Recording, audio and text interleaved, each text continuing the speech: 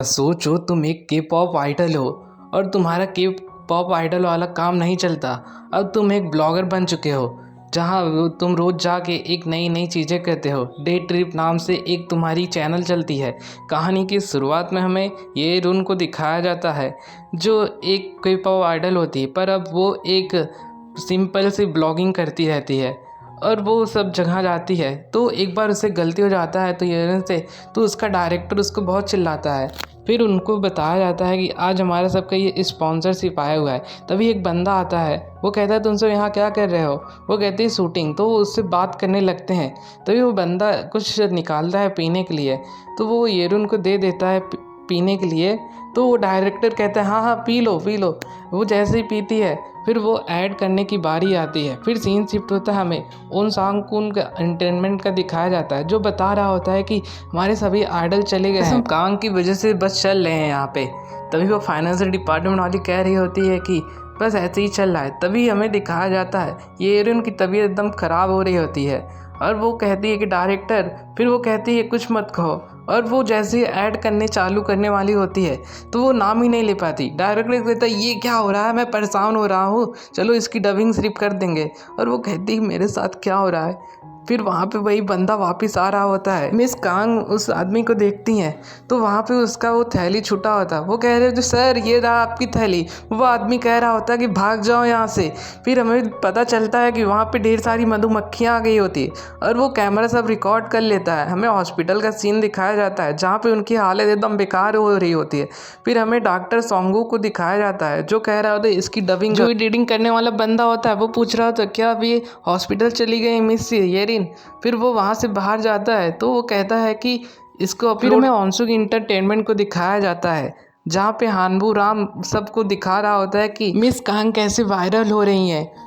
Miss Kong जैसे ये सब सुनती हैं तो बहुत परेशान हो रहे होते। तभी वहाँ पे ऑनसी कहा जाता है, वो कहता है कि ये शो अब कैंसिल होने वाला है। और वो डायरेक्टर के साथ बैठा होता है, बातें कर रहा होता है कि हमने अभी 5 सालों में जब से काम किया है कभी गलती नहीं हुई, पर ये पहली बार था, पर आप सब ने तो पूरा यही शो ही कैंसिल कर दिया। तभी वहाँ पे वो एडिटर आ जाता है और वो दिखाता है कि वहाँ पे क्या हुआ था। फिर हमें पता चलता है कि सब गलती डायरेक्टर की ही थी और इसी देख के सब लोग उसी के ऊपर एकदम परेशान हो जाते हैं। सांगसिक उसको बहुत अच्छे से पीटता है। सांगसिक कहता है कि अपनी औकात मत भूल। और वो डायरेक्टर जो होता है वो एडिटर को धमकाता है कि तुझे अपनी नौकरी नहीं पसंद है। और वो कहता मुझे नहीं करनी नौकरी। और सांगसिक जैसे ही बाहर जा रहा होता वो डायरेक्टर कह रहा हो तो मुझे माफ़ कर दो, सब गलती हो गई। पर सांगसिक जो होता है उसके ऊपर बहुत गुस्सा करता है, कहता है कि मैं मिस यांग को बहुत ही गलत समझ रहा था, पर तेरी वजह से सब ऐसा हो रहा था। पर ऐसे चिल्ला रहे होते हैं। तभी सांगसिक को दिखाया जाता है जो मिस यांग को कह रहा होता है कि इसमें तुम्हारी गलती नहीं है। तभी बोराम भी वो एक एक्टिंग टीम से मिलती है और उससे कह रहे होते मुझे भी अपनी कंपनी में काम करने के लिए रख लो। पर वो कहती है मैं नहीं रख सकती, तुम फेमस नहीं हो। तभी हमें वहाँ पे 2 फेमस आइडल को दिखाया जाता है जो भी उसका ही फ्रेंड होता है। एक उसकी बेस्ट फ्रेंड होती है और एक उसका पहला प्यार होता है। और वो देखती है और वो बहुत सोच में पड़ जाती है और कहती है कि मेरे बेस्ट फ्रेंड और मेरा पहला प्यार वो सब फेमस हो गए, मैं यही गंदी नाली की कीड़े की तरह यहाँ पे रह रही हूँ। और वो कहती है कि सब वो ले चली गई मेरी बेस्ट फ्रेंड स्पॉटलाइट पर, मैं भी आना चाहती थी पर मैं नहीं आ सकी। फिर हमें कुछ बंदों को दिखाया जाता है जो कह रहे होते हैं कि वो तो जो मिस यांग है वो तो बैक स्टेट वाली है। फिर वो सुन लेती है और उसको बहुत बुरा लगता है।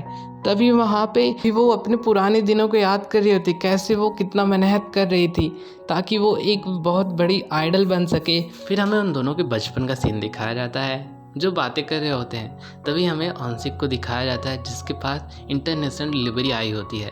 तभी न्यूज़ चल रहा होता है कि 5 सालों बाद अब डे ट्रिप बंद होने वाला है। तभी वहाँ पे यांग आ जाती है और कहती है कि मुझे क्यों बुलाया है यहाँ पे। तभी वो कहते हैं कि एक इंटरनेशनल क्लाइंट है जो तुम्हारा ये शो देखना चाहती है और वो तुम्हें अपने जॉब पे रखना चाहती है। वो कह रही होती है कि मुझे बायून के बारे में जानना है और कहती है कि मैं कोरिया आ तो नहीं सकती पर मैं उसके लिए वीडियो तुमसे बनवाना चाहती हूँ। और वैसे ही बोल रही होती है। वो कहती है कि मुझे ही कुछ ना। वो कहती है मैं तुम्हें 5 सालों से देख रही हूँ, तुम मेरी एक परिवार जैसी हो। और वो कहता है कि चलो ठीक है। और वो कहती है कि मैं अभी नहीं कर सकती, और वो चली जाती है एक कपड़ा लेने के लिए।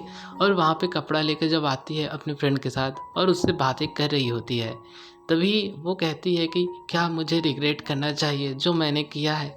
और वो अपना पुराना पुराना जो होता है सब देख रही होती है, तभी उसके पास उसकी मॉम का फ़ोन आता है। वो कहती है मुझे अब नई जगह पे जाना पड़ेगा। तभी वहाँ पे वांशिक आता है और वो उससे कह रही होती है कि मुझे माफ़ करो, और वो उसको पैसा दे देता है और कहता है कि तुम अब जाओ।